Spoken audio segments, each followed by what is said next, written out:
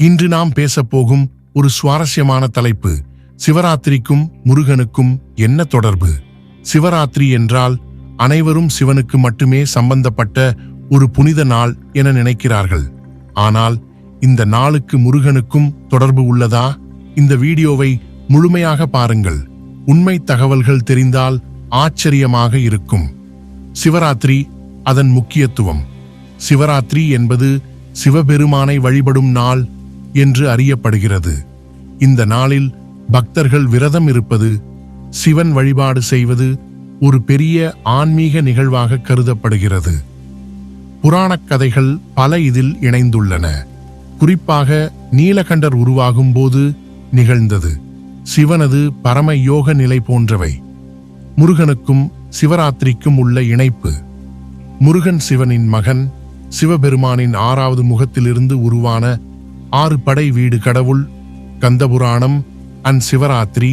சில புராணங்களின்படி சிவராத்திரியில் முருகனின் அவதாரத்திற்கான சூழ்நிலை உருவாகியுள்ளது.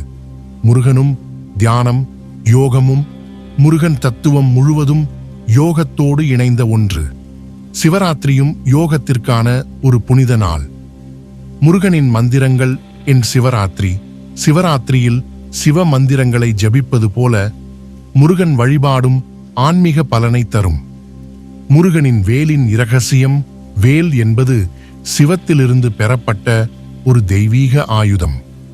யாரும் பேசாத மறைக்கப்பட்ட தகவல்கள். முருகன் வழிபாடு செய்யும் பக்தர்கள் சிவராத்திரியில் சில குறிப்பிட்ட முறையில் பூஜை செய்தால் சிறப்பு பலன் கிடைக்கும். வேல் வணக்கம் அண்ட் சிவ வழிபாடு. சில சிவனடியார்கள் முருகனையும் சிவராத்திரியில் பூஜிக்கின்றனர். பஞ்சாக்ஷரி மந்திரம் அண்ட் முருகன் தியானம். இந்த இரண்டும் இணைந்தால் அதிக ஆன்மீக பலம் கிடைக்கும். சிவராத்திரி மற்றும் முருகனின் உள்ளுணர்வை கண்டறிந்தோம். இதுவரை நீங்கள் இந்த தகவல்களை கேட்டதுண்டா? உங்கள் கருத்துக்களை கீழே பகிருங்கள். இந்த வீடியோ பிடித்திருந்தால் லைக் அண்ட் ஷேர் செய்யுங்கள். மறக்காமல் சப்ஸ்கிரைப் செய்யுங்கள். ஆன்மீக தகவல்களை தொடர்ந்து தெரிந்து கொள்ள உங்கள் கேள்விகளை கமெண்டில் எழுதிவிடுங்கள். இது போன்ற சிறப்பு ஆன்மீக தகவல்களை நாங்கள் தொடர்ந்து பகிர்வோம்.